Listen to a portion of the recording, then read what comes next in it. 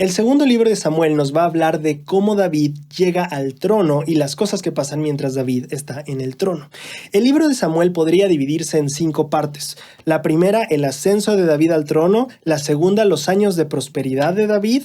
Tercera, los años de inestabilidad familiar. Cuarta, los años de inestabilidad política y gubernamental. Y 5, un montón de otros retos que enfrentó David, pero que ya no tienen como un rubro específico. Eran sector de salud, también sector económico, también sector alimenticio y también una revuelta que hubo para destronarlo. Enfrentó varias cosas, pero básicamente podemos resumir el libro en esas 5 cosas. 1, el ascenso de David. 2, la prosperidad de David.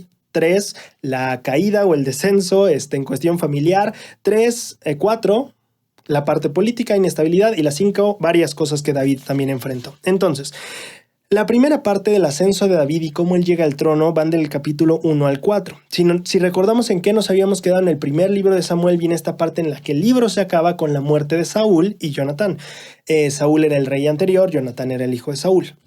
Bueno, en el primer capítulo del segundo libro de Samuel, se nos informa que David recibe las noticias de la muerte de Saúl y que de hecho la persona que le informa le presume que él los mató, que él mató a Saúl. Y esto lo hace porque él piensa que David vivía agobiado porque Saúl lo quería matar. Y entonces dices como, hey, maté a tu enemigo, ya puedes vivir libremente. Eso era la intención de este hombre. Pero él no sabía que David, por más que fuera perseguido, él no quería volver el mal por mal. Él ponía la otra mejilla, vamos a decirlo así. Entonces David le dice, ¿cómo es que vienes aquí a decirme que pues felicidades porque maté a esta persona? ¿Cómo te atreves a tocar al ungido del Señor? Y entonces David manda a matar a esta persona por haberle hecho este mal a Saúl. Que de hecho pues no, al menos en el registro del primer libro de Samuel no se menciona que esta persona lo hiciera, pero bueno, ni modo por andarse metiendo tal vez en lo que le tocaba. Pero bueno, entonces con eso acaba el primer capítulo del libro de este primer capítulo del segundo libro de Samuel. Y David hace un canto, se refugia en la música, en esta parte de la adoración, para también recibir consuelo al respecto. En el segundo capítulo del segundo libro de Samuel, David es coronado rey de Judá. David le pregunta al Señor, ¿debería yo subir a alguna tribu? ¿Qué hago? Y el Señor le dice, sí, ve a una tribu. Y él va a Judá, que él era de esa tribu, y lo coronan rey. Ahora, no lo coronan rey de todo el reino de Israel, sino de Judá. Lo que pasa mientras es que, bueno, Saúl ya había muerto. Saúl tenía un líder de ejércitos, que su nombre era Abner, y Abner propone, y de hecho pone a Iboset, que era el hijo de Saúl, lo pone como rey también. Y entonces dice, oye, bueno, aquí hay un descendiente de Saúl, podemos ponerlo como rey, y ya está. Entonces, ¿cómo quedan las cosas? Iboset, hijo de Saúl, se queda como rey en Israel, pero en Judá, David es el rey, algo así raro. Pero bueno, así es como funciona.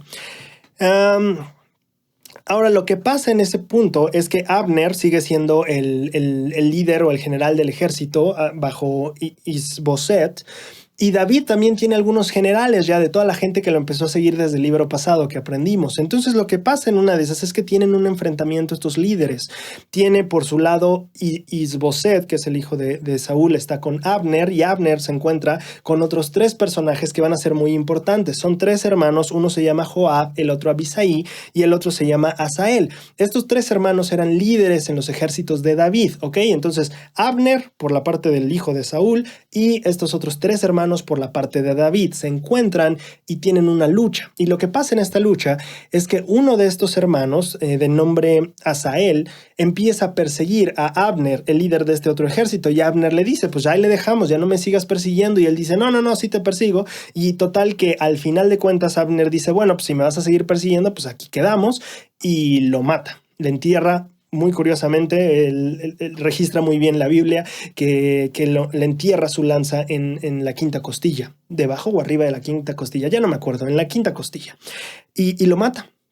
Y entonces muere Asael, y Abner a sus hermanos les propone, oye, pues vamos a seguirnos derramando sangre por siempre, o pues ya le paramos ahí, ¿no? Ya creo que es suficiente muerte. Ellos dicen, está bien, estamos de acuerdo, y entonces se separan. Y entonces de los 3 hermanos, uno murió, que era Asael. Quedan Joab y Abisai. Ahora, de aquí pasamos un poquito a la historia de David. en el capítulo 3. David se narra cómo tiene hijos con sus esposas y hasta este punto sabemos o nos enteramos porque se dan los nombres que David tenía 6 esposas y de cada una por lo menos se da el nombre de uno de los hijos, así que hay por ahí 6 hijos, o más bien ahí hay 6 hijos registrados de 6 esposas diferentes y se da el dato. Después empieza a haber un poquito de problemas en el reino porque lo que pasa es que Isboset, que era el rey, tiene a Abner, que era su general que te acabo de mencionar. Y lo que pasa es que Abner se acuesta con una de las concubinas que eran de Saúl, ¿ok? El papá de Iboset. Entonces Iboset se enoja con él y dice, hey, ¿por qué te estás acostando con una de las concubinas de mi padre? Etcétera, etcétera. Y se pelean a tal grado que Abner le dice, sí, pues si tanto tú te vas a poner así, pues mejor cumplamos la profecía que dice que David es el rey y no tú. Y entonces se quedan como peleados y ya él no le dice nada, dice la Biblia, no supo cómo responderle. Y lo que pasa es que Abner contacta a David y le dice, hey, mira, vamos a hacer un trato, yo te ayudo, pero pues vamos a tratarnos tú y yo pacíficamente y vamos a hacer equipo y yo te ayudo y tienes todo mi apoyo para que llegues a ser el rey, como dice la profecía que vas a hacer. Y David le dice, mira, no quiero que vengas a verme, a menos que antes traigas a la hija de Saúl con la que yo estaba casada, que era Mical. Yo no vengas a verme hasta que yo la vea, ¿no? Y de hecho, y te acuerdas, ¿no? Que David se había casado con ella, pero que cuando David estuvo desterrado, Saúl casó a esta hija con otra persona. Entonces David dice, yo quiero pues a mi esposa de vuelta. Y también le escribe a Iboset. Sí, se me olvida un poco su nombre, pero sí. Le escribe a Isboset, perdón, se me ha saltado siempre la S, Isboset, y le dice, oye, pues mi esposa, Isboset le manda a su esposa, dice la escritura que el esposo va con la esposa, así todo triste porque pues la esposa ya se va a ir con David, ¿no? Entonces pasa eso y David hace un banquete para Abner, el general con el que estaba quedando para que le ayudara a ser rey. Hace este banquete con Abner, pero no le avisa a estos otros 2 hermanos, que eran sus generales. ¿Te acuerdas quién mató al hermano de estos 2 hermanos? Abner, el que está ayudando a David. Entonces David no les avisa a estos 2 hermanos que Abner viene, pero cena con él, la pasa súper bien y se retira. Abner, quedan en buenos términos con David. Pero cuando llegan estos 2 hermanos y se enteran que David lo invitó para cenar, ellos dicen como, oye, pero pues él solo te quiere engañar, ¿qué estás haciendo? Etcétera, etcétera. Y lo que hace este personaje que va a ser muy importante, uno de estos 2 hermanos se llama Joab. Entonces Joab le dice, David, él te quiere engañar, claro que no lo va a hacer, etcétera. David creo que no se registra respuesta, pero lo que hace Joab es que manda a llamar a Abner y a escondidas lo mata. Entonces este general que iba a ayudar a David, este otro general cuyo hermano fue muerto a manos de este general, espero tenga sentido, lo mata. Entonces esta persona que iba a ayudar a David a subir al trono ya fue eliminada. Lo que sucede después es que David se entera, se lamenta y maldice a la casa de Joab. Sin embargo, a pesar de que la maldice, Joab sigue siendo un fiel general de David casi todo el libro. Después de eso, lo que nos narra es el capítulo 4, eso fue el capítulo 3. El capítulo 4 nos narra que hay 2 personajes llamados Baana y Recab. Y estos 2 son personajes de tropa de Isboset. Entonces su general ya había muerto, pero hay estos 2 generales de tropa. Y lo que hacen es que un día él acampando, más bien no acampando, pero durmiendo en su tienda, ellos entran y le entierran un arma en la quinta costilla. Por cierto, el otro general también murió en la quinta costilla. Todos aquí se mueren en la quinta costilla, todos les entierran algo en la quinta costilla. Es muy curioso el dato. Pero bueno, el punto es que matan a Isboset, el que era el rey de Israel, y lo decapitan y le traen la cabeza a David. Y le dicen, aquí está David, ya está. Podrás ser rey, aquí te traemos la cabeza de tu enemigo, ¿no? Pero ellos no conocían el carácter de David, que era así, ya sé que él es mi enemigo, pero yo no devuelvo mal por mal, dice David, y me gustó mucho eso que recordé mientras volví a estudiar los capítulos anteriores. Me gusta mucho que noté, no sé cómo no había notado, que David le dice a Saúl, la iniquidad saldrá del inicuo. Es decir, yo no te voy a matar a ti. Si tú me matas a ti es porque tal es tu naturaleza. La iniquidad sale del inicuo, de mí no va a salir el agredirte así. Entonces me llama mucho la atención, pero ese era el carácter de David en este momento de la historia. Les dice, pues va lo mismo, ¿no? Es el ungido del Señor, era un hombre justo, está bien que sea mi enemigo, que tengamos problemas políticos, pero oye, eso no se hace. Y entonces él manda a matar a estos dos hombres y así termina el capítulo, con la entrada libre para que David se vuelva rey. Esto es todo lo que habíamos tocado desde la muerte de Saúl, como David se convierte en rey. Esta es la primera parte del libro. La siguiente parte del libro tiene que ver con los años prósperos del rey David. Desde el capítulo 5 se nos menciona que el rey David es ungido como rey para todo Israel, ya no solo para Judá, sino para todo Israel. Y se conquista Jerusalén, que era, ¿te acuerdas que cuando hablamos justamente del libro de Josué, hablábamos de que había tierras que no acabaron de conquistar? Bueno, Jerusalén, la capital, esta tan importante y esta ciudad tan icónica para toda nuestra fe, no era de Israel, era de otro pueblo. Y entonces llega el momento en el que David es el que logra penetrar la ciudad y el que logra conquistarla. David conquista Israel. Y se combate y vence a los filisteos. Hay como un dato importante en cuestión de Jerusalén, que era más bien de los jebuseos. Lo de los filisteos fue después, pero David les dice: voy a estar en la ciudad, soy el rey, y los jebuseos le dicen: no, ni los ciegos te aprecian aquí. O sea, los ciegos que tenemos en poco en la ciudad, incluso ellos te desprecian a ti, que vas a ser rey tú. Y entonces cuando entra David no tiene misericordia ni de los ciegos que lo despreciaban y que lo hacían menos, ¿no? Entonces así se conquista Jerusalén. Después viene la parte del combate de los filisteos, donde David vence. Capítulo 5 fue ese. En el capítulo 6, el arca del pacto, ¿te acuerdas que se la habían llevado los filisteos con esta parte de Dagón y después regresó a un pueblo, pero ellos vieron el arca y hubo mortandad y ellos lo enviaron a otro lugar y ahí se quedó?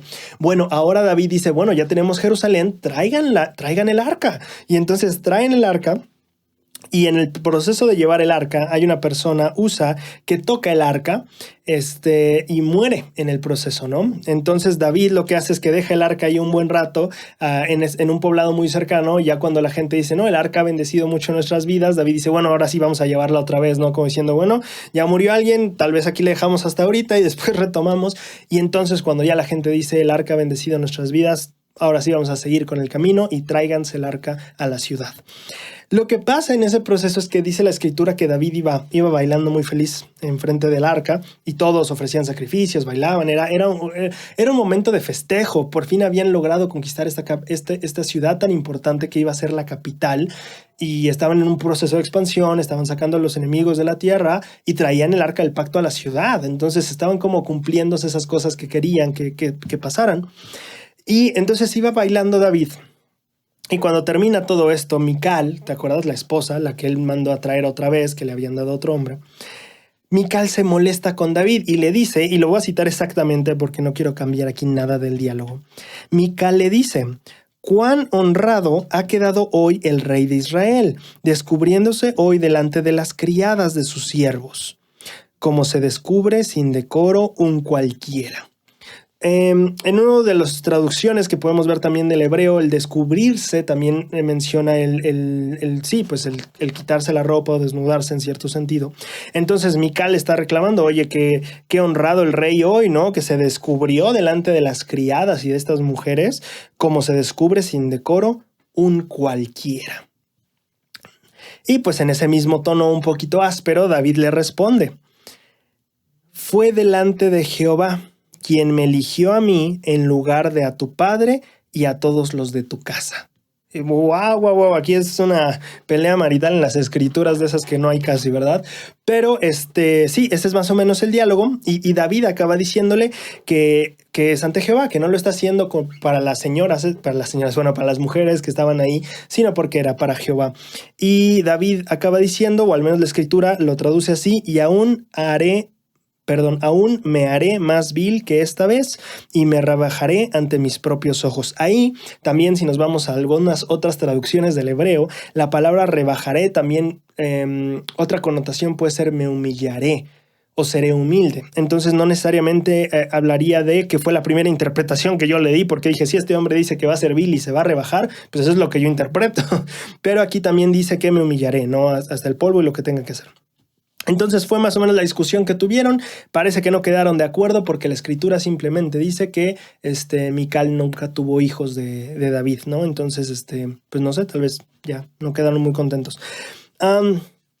En el capítulo 7, bueno, este fue el capítulo, acabó un poco amargo, pero este capítulo fue de júbilo porque trajeron el arca. En el capítulo 7, David propone construir una casa a Jehová. Jehová le dice que nunca lo ha pedido, así que no es algo necesario porque jamás lo ha demandado. O sea, él no lo ha pedido. Y le promete a David que edificará su casa. Es decir, le dice, David, yo voy a edificar tu casa, la casa de David. No vas a edificar tú la casa de Dios, pero yo sí voy a edificar la casa de David, que de hecho es un juego de sentidos y palabras muy interesante y muy bello. Me recordó este diálogo en la película de José Smith, el profeta, donde dice, mientras nosotros construimos un templo para Dios, Él nos construye a nosotros. Pero bueno, es lo que le dice el Señor a David, y David le pide, oye, y también se puede, ya que estamos por aquí con que vas a construir mi casa, podría ser que en mi casa siempre permanezca la gente delante de Jehová. Es decir, dice, no solo quiero que crezca mi descendencia, sino que mi descendencia esté cerca de Jehová. Eso me encantaría, y es con lo que acaba el capítulo 7, David pidiéndole al Señor que su descendencia esté cerca de él. En el capítulo 8 se menciona cómo David vence a muchas naciones. En el capítulo 9 se menciona cómo David busca honrar a Jonatán. Acuérdate, este hijo de Saúl que era muy cercano a David. Dice, oye, no queda ningún descendiente de Jonatán que yo pueda ayudar. Y le dicen, sí hay una persona. Y de hecho, esto viene en capítulos anteriores, pero cuando Saúl y Jonatán mueren, muchos huyen, y dentro de esos que huyen está una criada de Jonatán que se lleva en brazos a uno de sus hijos, y creo que cae de alguna manera que al final le atrofia las piernas a este niño, o este bebé, no sé qué edad tenía. Y entonces este hijo de Jonatán está lisiado, dicen las escrituras, y es justamente el que le dicen a David. David dice, oye, quiero honrar a alguien que sea de la descendencia de Jonatán. No hay nadie para que yo pueda ser misericordioso por amor a su padre, Jonatán. Y le dicen, sí, fíjate, hay una persona que se llama Mefiboset, y él es, y David lo manda a traer, tienen un diálogo, y David le dice, oye, yo te voy a dar todas las tierras que eran de Saúl, el rey. Yo te voy a dar todas las tierras, son tuyas, felicidades. Él dice, pero ¿cómo crees? Y David le dice, sí, yo insisto, y siempre estás tú aquí bienvenido para comer en la mesa del rey. Y entonces parece que pues ya ahí es la parte en la que David honra la memoria de su amigo Jonatán. En el capítulo 10, tras la muerte del padre del rey de Amón, es decir, tras la muerte del rey de Amón, su hijo toma el trono. Y David dice, bueno, ellos fueron muy bondadosos conmigo, yo quiero devolver la bondad, que yo ahí sí no estoy seguro, no recuerdo en el primer libro de Samuel donde los amonitas hayan sido gentiles con David, pero David dice eso en esa escritura. Y entonces lo que pasa es que manda mensajeros al nuevo rey, que es el hijo del rey que se acaba de morir, y los manda para extenderle su consuelo y su pésame, y así le diríamos hoy, supongo. Pero lo que pasa es que cuando llegan estos mensajeros a la ciudad de Amón, algunos de los príncipes de Amón le dicen al rey, oye, ¿y si David envió a estas personas más bien para checar cómo está la ciudad y saber cómo conquistarnos? Y lo convencen, y entonces el rey de Amón les manda a cortar la mitad de la barba. No sé si sea esta mitad o esta mitad, no tengo idea, pero les manda a cortar la mitad de su barba, les rasga sus vestidos, los deja medio desnudos y así los saca de la ciudad. Y entonces David se entera, se molesta mucho, y entonces empieza a pues tener este rencor. Bueno, no sé si rencor, pero sí esta parte, pues me trataste mal, Amón, y pues no estamos en buenos términos tú y yo.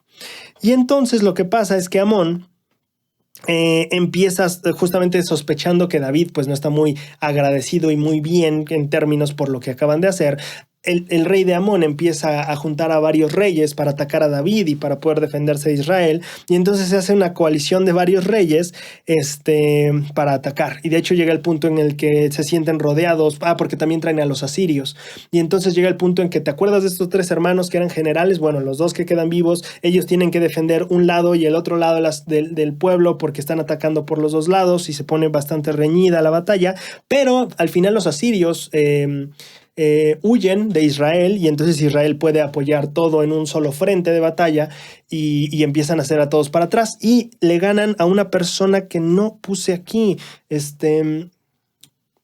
Adarezer, ni me acuerdo cómo se llamaba ese rey, pero vencen a un rey Y cuando conquistan su territorio, todos los demás reyes dicen, creo que no fue tan buena idea meternos con Israel. Y si ya ahí le dejamos y hacen las paces con David y entonces se acaba todo, los demás reyes, creo que Amón no las hizo, pero los demás reyes sí hacen las paces y se quedan así con David en buenos términos.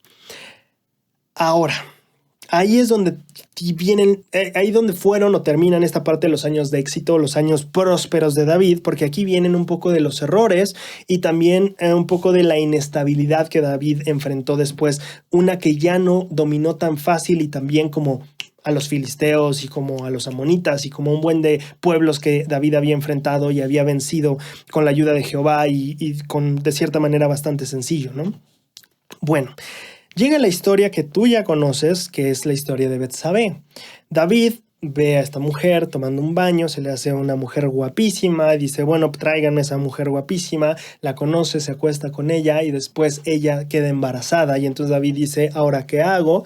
Y en ese tiempo nada de que la pildorita para abortar ni del día siguiente. Entonces lo que pasa es que, no sé si ese fue un buen chiste, no, si fue no, olvídalo. El punto es que David decide, bueno, podemos quitarle la vida al esposo y me quedo con ella, que es como de wow, porque esa fue la mejor solución que encontraste, pero bueno, el chiste es que David llama a Urías, el heteo, y lo manda a traer y le dice a Urías, ¿sabes qué? Pues ve a tu casa, descansa, con la idea David de que bueno, si él se acuesta con su mujer, así ya podemos fingir que el bebé es de él y no hay problema, pero si él está en el campo de batalla, porque perdón, estaban en guerra todavía justamente con el pueblo de Amón, me parece, no lo menciona, pero la historia va así, así que supongo que sí. Entonces él estaba en el frente. Urías, de hecho, era uno de los generales de David, era uno de los valientes, así lo enlistan las escrituras más adelante. Y entonces David lo trae y le dice, vete a tu casa con tu esposa, disfruta la noche. Y Urías no lo hace. Y es bien interesante porque Urías era muy leal al rey y le dice, ¿no? ¿Cómo puedo estar yo durmiendo con mi mujer en mi casa y descansando cuando mis compañeros y nuestra gente están allá peleando y arriesgando sus vidas? Y David como de, ay, este señor tan justo. Bueno, entonces David vuelve a tratar de hacerlo, trata de emborracharlo y llevarlo a su casa, pero no sucede. Y entonces David dice, bueno, mándenlo al frente de la batalla y muera. Y entonces eso pasa. Y entonces David se queda con esta mujer, Betsabé. Y David, dice la escritura, y en esto David no agradó a Dios. Y creo que a ninguno de nosotros. Entonces, lo que pasa en el capítulo 2 es que Natán, el profeta, va y habla con David y lo reprende y le dice las palabras que Jehová ha dicho. Y esto es bien llamativo para mí y muy importante para entender la historia en adelante. Le dice Natán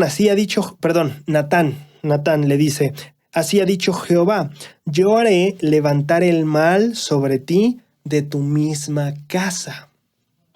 Y tomaré tus esposas delante de tus ojos y las daré a tu prójimo, el que yacerá con tus esposas a la vista del sol. También Jehová habla, que le menciona acerca del hijo que justamente Betsabé estaba a punto de tener y le dice, pues no, este niño va a morir. Y entonces es lo que trata el resto del capítulo. David está triste porque su hijo va a fallecer y de hecho el niño nace, pero está muy enfermo y David está muy turbado por eso. Y finalmente llega la noticia de que pues muere. Y David está ayunando, orando y pidiendo antes de que le den la noticia. Cuando le dan la noticia, David va a adorar al Señor y después regresa y pues casi como sigue su vida, como si nada, pero justamente las personas le dicen, oye, si cuando el niño estaba todavía vivo no comías ni querías nada y todo el día rezabas orabas y ayunabas y todo esto, ¿por qué ahora no? O sea, ahora que ya está muerto estás como muy tranquilo. Y David responde, bueno, es que ya no hay nada que pueda hacer, él no va a venir a mí, yo soy el único que está yendo hacia él, ¿no? David diciendo como, pues no puedo traerlo, yo conforme avance mi vida y muera, pues es como iré a él, pero no hay nada que le pueda hacer. Después, David recibe una noticia de Joab, su general, diciendo, oye, ya estamos a punto de conquistar la ciudad de Amón, vente, ¿no? Para que pues no digan que yo la conquisté, para que digas que tú vente para allá, ya estamos por conquistarla, ya nada más falta que entremos, casi. Entonces David va y conquista la ciudad y pues David conquistó la ciudad de Amón, ¿no? O más bien, una de sus ciudades especiales o sagradas. No, una ciudad real de Amón, así es como dice la escritura. Bueno, ahora, Viene el capítulo 13, que ya vimos el capítulo 12 que empezó con esta consecuencia, el Señor diciendo, oye, pues ese hijo va a morir, y murió. Y ahora viene esta otra consecuencia. El Señor le había dicho, levantaré el mal sobre ti de tu misma casa. Es decir, va a levantarse el mal desde tu propia casa. Y entonces lo que vienen son años, años, porque duró años esto, vienen años de inestabilidad familiar para David. Entonces, ¿qué es lo primero que pasa? Bueno, resulta que David tenía un hijo llamado Amnón. Y entonces este hijo estaba enamorado de otra hija de David. Recuerda que aunque todos sean hijos de David, no todos son hijos de la misma mamá. Entonces este hombre estaba enamorado de una hija de David. Y entonces le comenta a uno de sus primos justamente eso y le dice, oye, pues a mí me gusta, Tamar se llamaba la chica. Y entonces su primo le aconseja, oye, pues ¿por qué en un día te quedas en cama, te haces el enfermo y cuando tu papá te diga, que te venga a servir y ayudar, tú le dices, no, que venga mi hermana Tamar aquí a mi cama a servirme mi comida. Y entonces Amnón hace eso, el hijo de David hace eso. Y cuando su papá lo atiende, él dice, oye, ¿por qué no puede venir mi hermana Tamar y que que ella me atienda? Y cuando Tamar viene y le está ayudando y sirviendo, él manda a todos los demás de la casa a salirse. Y cuando ella iba a darle de comer, entonces ella le dice, oye, pues ¿sabes qué? Pues, te lo voy a poner en palabras de hoy, tú me gustas, ¿cómo ves? Etcétera. Y ella le dice, no. Y él, literalmente las palabras que ocupa la Biblia son la forzó y se acostó con ella. Entonces, después de que hace este acto, este terrible acto, él se enoja con ella, la desprecia mucho y entonces le dice, vete, y ella le dice, oye, pues si me corres ahora es peor de lo que ya me hiciste. Y ella dice, no me importa, tú vete. Y entonces la corre y ella va pues justamente lamentándose y se pone ceniza y no recuerdo qué tanta cosa menciona más en su cultura y su tradición. Pero entonces ella está pues obviamente deshecha por dentro y el hermano de ella, que se llama Absalón, justamente es la persona que lo consuela y que se entera de qué es lo que pasó realmente. Que David creo que también se entera y se molesta. Sí, David sí, está ahí. Ajá, sí, se molesta también David. Pero Absalón es quien consuela a su hermana, pero no dice nada, no toca el tema, se queda todo muy tranquilo, entre comillas, por 2 años. Y lo que pasa después de 2 años es que Absalón dice, oye, pues ya yo tengo mis propias tierras o mis propia gente que está trabajando para mí, quiero invitarlos a todos a que vengan para acá. David le dice, no queremos ser una carga para ti, somos muchos. Absalón dice, por favor, bueno, si no quieres venir tú, por lo menos deja que Amnón, el que forzó a la hermana, venga. Y los hermanos y la familia, por lo menos los hermanos, y David dice, ándale, bueno, está bien. Entonces van los hermanos, los hijos de David, los hermanos de Absalón, los hermanos de Amnón y los hermanos de Tamar. Y en ese momento, Absalón dice a sus criados, le dice, oye, cuando Amnón, el que cometió la agresión sexual, cuando él esté muy feliz del vino, se lo llevan y le quitan la vida. Y los siervos así lo hacen. Y entonces cuando los hermanos que están ahí se enteran, pues salen huyendo, diciendo quién sabe que haya tramado a Absalón con nosotros. Pero Absalón solo quería, bueno, al menos eso podemos intuir o suponer del texto, porque Absalón lo que hace después es que huye. Entonces mata a Amnón y huye. Y David se entera y le duele muchísimo porque finalmente también era uno de sus hijos al que acaban de matar, ¿no? Entonces, eso es lo que huye y Absalón, eso es lo que pasa y Absalón huye a Gesur por 3 años y David lo extraña mucho. Entonces, ¿cuál es la inestabilidad en la familia? Bueno, primero, pues una agresión sexual severa a una de sus hijas por parte de uno de sus mismos hijos. Después estos 2 años que seguramente habrán sido tensos, pero finalmente se reúnen todos los hijos y este hermano de Tamar mata a este agresor, a esta persona que cometió la agresión. Y entonces David pierde a un hijo en ese momento, pero también pierde a un segundo hijo porque el otro huye y entonces David lo extraña durante 3 años que estuvo fuera, ¿no?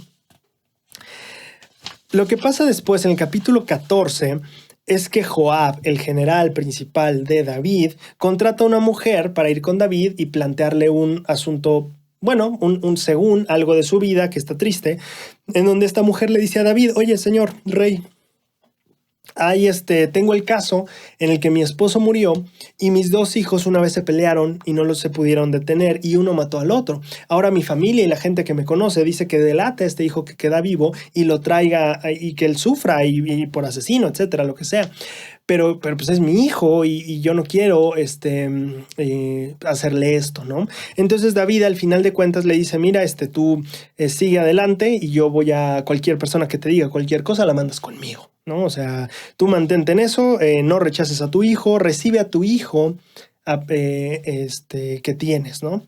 Y entonces al final esta mujer, bueno, David lo intuye y esta mujer le revela, bueno, sí, la verdad es que Joab, tu general, me contrató porque tú tienes un hijo que está exiliado y que tú me recomiendas que yo mantenga a mi hijo, pero tú has exiliado a tu hijo y tú no lo traes de vuelta. Y entonces a David como que le cae el 20 y entonces le dice a Joab, bueno, ¿sabes qué? Mándame a traer a Absalón, mi hijo. Y Absalón llega a Jerusalén, pero David no lo recibe en su casa, o sea, no van a verlo. Y de hecho no se ven por el espacio de 2 años. Entonces Absalón se fue 3 años, luego ya vino a Jerusalén, pero David no lo ve en 2 años. Todavía está como, pues, no sé, solamente estaba ahí, pero David le dijo, vete a tu casa, y ahí estuvo en su casa 2 años. Llega el punto en que Absalón se desespera y dice, oye, me vine a vivir acá y nada más, pues no he hecho nada en 2 años, o sea, mejor me hubiera quedado en donde estaba. Y entonces va a buscar a Joab, el general que lo trajo, y Joab lo ignora, o sea, no se le manda mensajes y lo deja en visto. Y él se empieza a cansar hasta que finalmente dice, ¿sabes qué? Voy a quemar parte de las tierras o de los campos de Joab.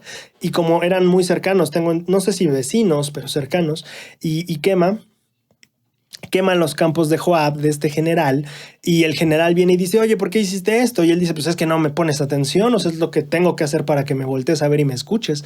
Y entonces le dice, mira, pues si el rey me quiere ver, que me vea ahora, y pues ya, si me va a matar por lo que hice, que me mate. Pero pues yo que pase lo que tenga que pasar, pero ya me cansé de esperar. Y entonces David se encuentra con Absalón, y es muy bella esta parte porque me menciona que se abrazan, se besan, es este encuentro que siento como muy bello también de esta parte, que definitivamente había cosas probablemente mal hechas de los dos lados y como sea, pero me pareció muy emotivo este reencuentro de después de 5 años de no ver a tu hijo o de no ver a tu padre, el poder encontrarlo y decir, bueno, no me mató, me abrazó y me besó, ¿no? Muy parecido al hijo pródigo. Y así acaba la inestabilidad familiar de David, aunque no, porque justo la inestabilidad familiar se vuelve inestabilidad política, pero básicamente ese fue el problema familiar con los hijos de David. Ahora, la siguiente sección del libro, que es la sección 4, podríamos decirlo así, abarca del capítulo 15 al 18.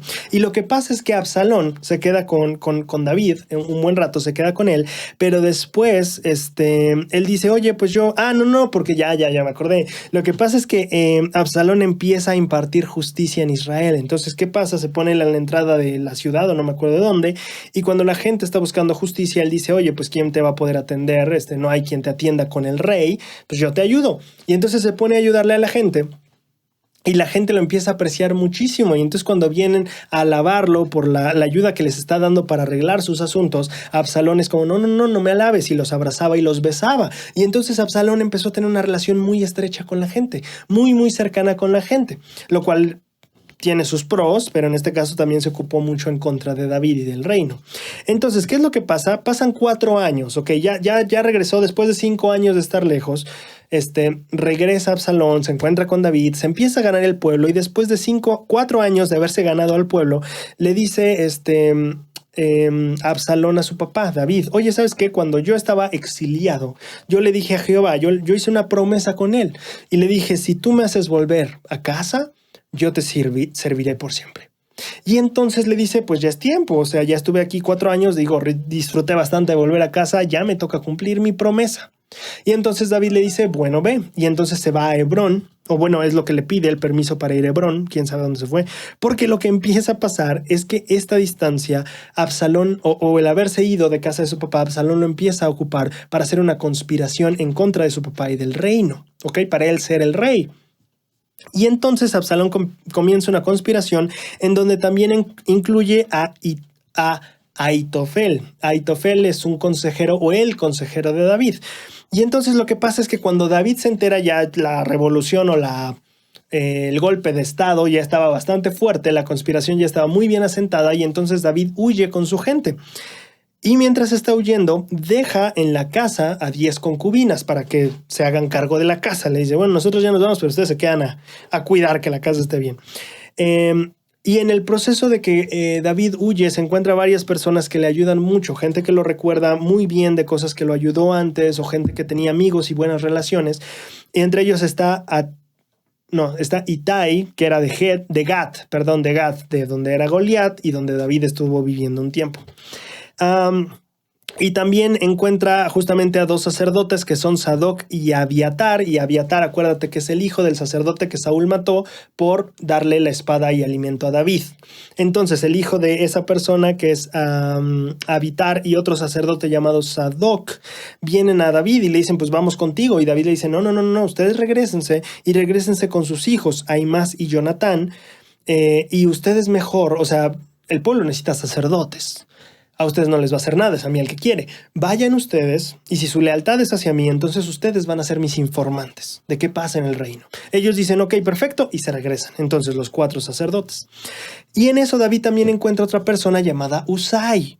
Y Usai era un siervo de David, muy leal, y le dice, pues ya vine, vámonos. Y David le dice, no, quédate tú, me haces más ayuda o mejor apoyo si tú te quedas y le dices a Absalón, así como he servido a David, te sirvo a ti, y entonces tú te vuelves mi informante. Y cuando sepas cosas, tú vas a estar cercano al rey, los sacerdotes no tanto, pero tú sí, tú vas a estar en la casa del rey, y cuando tú sepas cosas, tú vas a ayudarme a que no vengan contra mí, pero también a informarme qué va a pasar, y tú le vas a dar el mensaje a los sacerdotes van a enviar a sus hijos, y yo me voy a enterar, y así puedo saber como qué está pasando. Entonces él dice, ok, perfecto, y él se regresa. También, y bueno, esto ya es en el capítulo siguiente, en el 16, también David se encuentra a Siba. Siba era siervo de Mefiboset, que era el hijo de Saúl, que no es cierto, es que son muchos personajes. A ver, se encuentra otra persona llamada Siba, que era criado de Mefiboset, y este Mefiboset era el hijo de Jonatán, el amigo de David. ¿Te acuerdas que dijo, a quién honro, a quién le puedo ayudar para honrar la memoria de David? Y le dio todas las tierras de Saúl. Bueno, se encuentra un siervo de él, y le dice que su señor Mefiboset se quedó en Israel porque dijo que era su oportunidad de ser rey, ¿no? Según. Bueno, ahí de acuerdo a quien le creas, pero después él dice que no. Pero bueno, también otra de las personas, o la última persona que creo que es muy importante que sepan que se encuentra con David, es Simei. Simei es de la familia de Saúl, de esta persona que pues, fue muerta y que perseguía a David. Y sale, en lo que David está migrando, él sale a maldecir a David. Y haz de cuenta que era esta persona súper odiosa porque ibas tú caminando, o sea, huyendo desterrado de tu propio reino. Y al lado iba una persona gritando maldiciones y aventándote piedras. Y ese es Simei. Entonces, esa persona un poco molesta. Y entonces lo que pasa es que él dice, Jehová te ha dado el pago de toda la sangre de la casa de Saúl. Entonces él lo estaba culpando por la sangre de Saúl. Y en lugar del cual tú has reinado. Y Jehová ha entregado el reino en manos de tu hijo Absalón. Y entonces hubo una persona que le dice a David, oye, pues ¿por qué no lo matamos? Somos un buen y él es uno y pues ya, ¿no? Nos está aventando piedras. Y David le dice, no, dejadle que maldiga, pues Jehová se lo ha dicho. Entonces, no sé si David en cierto modo dirá, bueno, yo no maté a Saúl, pero hasta cierto punto tal vez soy responsable porque la gente asumió que yo lo quería muerto y por eso lo mataron. No sé, ¿sabes? O sea, como quién sabe, pero David dice, déjalo porque lo hace por Jehová.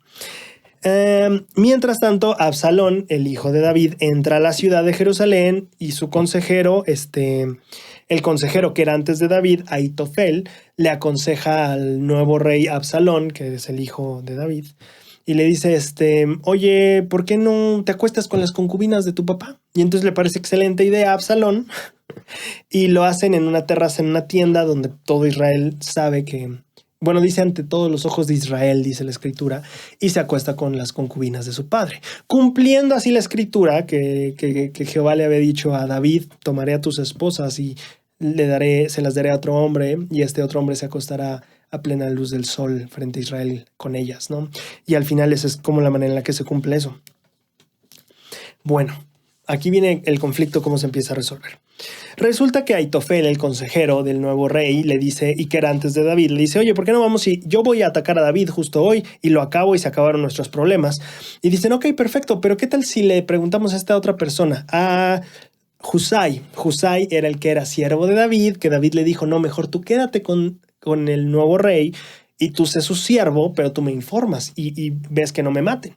Y entonces le preguntan a Husai, oye Husai, ¿tú qué piensas? Ahitofel dice que vayamos y más bien él va y mata a David en la noche. Y y Husai, que era el que estaba del lado de David, le dice, oye, mira, o sea, es buena idea, pero ¿qué pasa si no vence? O sea, tú sabes que la gente que va con David son muy buenos guerreros, son muy valientes. ¿Qué pasa si hombres tuyos empiezan a caer y gana David la batalla? La gente va a estar más del lado de David y la gente va a dudar más de ti. Entonces, te propongo mejor que juntemos varias personas y vayamos entre todos. Y tú vayas y pelees y ganes. ¿Y qué más respeto te va a tener la gente? ¿Qué más rey de Israel vas a ser que si ya venciste a David?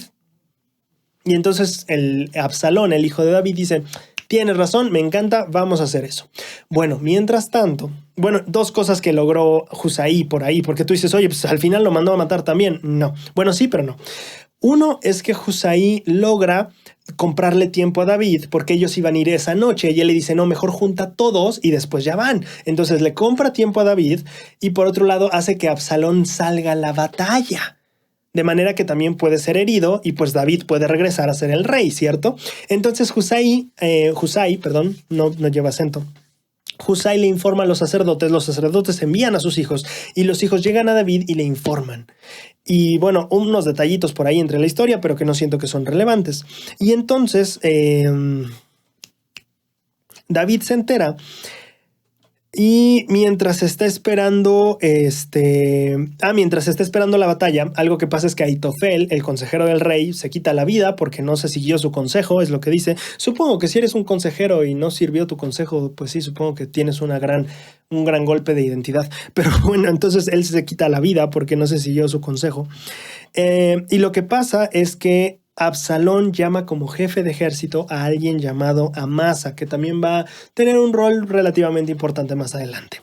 Bueno, entonces ya tenía Absalón a Amasa y se estaba preparando para ir con David. Mientras tanto, David recibía ayuda de alguien llamado Barzillai, que es una persona que trae camas, provisiones, que le ayuda al rey. Y de hecho, David recibió muchísima ayuda de personas, recibió provisiones, amigos que estuvieron dispuestos a ayudarle a recuperar el trono. Y entonces Absalón ataca hacia David y David manda a Joab. Acuérdate, este general que eran dos hermanos y que uno falleció, y este general más importante es Joab, su hermano Abisai, los manda a luchar. Y entonces Joab recibe instrucciones, el rey le da instrucciones a todos los generales antes de salir y les dice, hey, yo sé que esta es una batalla, pero él es mi hijo también, así que traten bien al muchacho. Y entonces se van. Y ya cuando están en la batalla, resulta que Absalón, el rey, el hijo rey de David, estaba en una mula, pero resulta que choca con algo y se queda atorado y colgando, mientras, pues sí, la mula se sigue y él se queda colgando. Y entonces un siervo de un guerrero le dice a Joab, el general de David, oye, está colgando por allá Absalón. Y entonces le dice, oye, ¿por qué no lo has matado? Yo te hubiera dado tanto dinero. Y él le dice, el guardia o el guerrero le dice, por más dinero que tú habías puesto en mi mano, yo oí al rey decir, no toquen a mi hijo y yo no lo voy a tocar y no sé qué tanto. Y Joab dice, ay, pierdo el tiempo contigo. Y entonces se va y busca a Absalón y lo mata. Bueno, dice que le da 3 dardos o no me acuerdo ni qué palabra ocupa en el corazón. Y después llegan otras personas y lo matan. Y entonces el capítulo acaba con David enterándose de que su hijo falleció y cómo David se turba y llora por eso. El capítulo 19 acaba terminando este capítulo o este episodio o esta etapa de la vida de David. David regresa a la ciudad de Jerusalén, pero regresa a escondidas. no quiere que la gente lo vea, no está muy feliz con la clase de victoria que ganó, mató a su hijo. Y entonces Joab, su general, se molesta mucho con David y le dice, oye, ¿qué estás haciendo? Estás avergonzando a tu gente. Tu gente peleó por ti, tu gente arriesgó la vida por ti y tú estás aquí triste. ¡Ganamos! Ahora entiendo, David, a ti no te importa tu gente, porque si tu hijo estuviera vivo y nosotros no, tú estarías feliz hoy. Y wow, palabras bien fuertes. Y yo me quedé así de wow, sí es cierto, también tiene razón este hombre. Entonces, bueno, como que David no queda muy feliz con Joab de ese momento. David, de hecho, reemplaza a Joab con Amasa como general de ejército. Se agarra el general que era de su hijo y corre al otro, ya no es general el otro. Y lo que pasa es que, justo, se cierran algunos capítulos de algunas personas que ayudaron o no ayudaron a David en el proceso de que estuvo exiliado de su propio reino. En primer lugar está Simei, la persona que gritaba las maldiciones, y él sale a recibir al rey y decirle bienvenido, pero a Abisai, que era el otro general que tenía David, le dice, oye, ¿por qué no lo matamos? O sea, pues ya vimos que no hablaba pura maldición, nos decía, vamos a matarlo, y David le dice, no, y le jura a esta persona, no vas a morir. Esta es la primera. La segunda es Mefiboset. Mefiboset, que es el hijo de Jonatán, sale a recibir a David y David le dice, hey, ¿por qué no fuiste conmigo cuando estuve en necesidad? Y Mefiboset le dice, pues yo estoy lisiado y mi siervo me dijo, yo le llevo las provisiones porque tú no puedes moverte. Y entonces Mefiboset le dice, no, pues si él te dijo que yo me quedé para quedarme en el trono, fueron mentiras de esa persona. Y después David, claro, a esta otra persona que le trajo colchas, camas, comida y todo eso, llamado Barzilai, le ofrece quedarse en su casa, pero no lo quiere. Y como termina, es decir, como David cierra estos ciclos con las personas en sentido de, ¿sabes qué? ¿Me ayudaste? ¿Qué hago por ti? ¿No me ayudaste? Pues ahí te va, ¿no? Entonces como que acaba de cerrar esos asuntos. Y al final lo que sucede es que Judá e Israel entran en un conflicto. Judá no quiero decir se jactaba, pero estaba como muy feliz del rey. Y de verdad yo no entiendo tanto cuál fue el conflicto, pero básicamente yo siento que fueron puros celos. Pero básicamente las tribus de Israel, las otras 10 tribus dicen, oye, pero David también es nuestro rey. Y si es rey de 12 tribus y nosotros somos 10, nosotros somos 10 partes de David y tú solo 12. El chiste es que Judá dice, no, que es como la pelea que tienen, ¿no? Que no están felices. El punto es que esto causa el siguiente conflicto civil, pero hasta aquí podríamos decir que cerramos la casi última parte del libro. Y esta siguiente, la penúltima. Y esta última parte que viene es justamente otros conflictos que David enfrenta. En primer lugar, justamente este mismo momento en el que Israel y Judá están peleados, surge una persona que se llama Seba, que era de Benjamín, y que le dice a la gente de Israel, ¿sabes qué? Ya no sigan a David. Si David quiere a Judá, pues que se quede con Judá y nosotros vamos a ser Israel. Y ya está. Y entonces la gente lo empieza a seguir. Y David le pide a su nuevo general, Amasa, el que era antes general de su hijo, le dice, oye, pues, ¿sabes qué? Júntame a la gente de Judá y vamos a ver qué vamos a hacer. Pero se tarda tanto en juntar a la gente que David le pide a Abisai, que era, acuérdate, de estos 3 hermanos que había al principio, que uno falleció y el otro era el general principal, pero David ¿cómo se dice? Lo despidió. Bueno, este otro hermano llamado Abisai le dice a David, oye, ¿sabes qué? Ve tras Seba, ve tras esta persona y pues que se acabe esta rebelión. Y entonces, en este momento en el que Amasa, el que era ya el nuevo general de David, está buscando gente y todo eso, se encuentra justamente a Joab, que era el antiguo general de David. Y entonces este antiguo general de David lo llama a solas y lo mata apuñalándolo a la 5ª costilla también.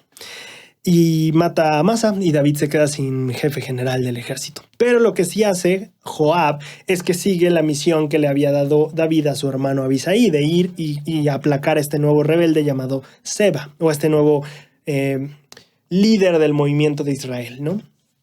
Y entonces llegan hasta una ciudad llamada Bet Maaca Y pues la ciudad, preocupada porque yo qué culpa tengo, sale una mujer a hablar con Joab y le dice, oye, pues nosotros, ¿por qué quieres destruir la ciudad?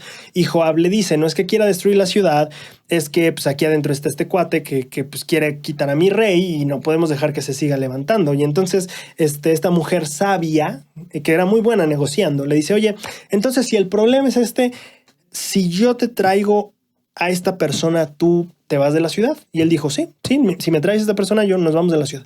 Y entonces, sí, resulta que nada más, creo que la cabeza le avienta nada más, o no sé, pero el chiste es que le avientan ya, que ya lo mataron. Y entonces Joab se regresa y se acabó el problema.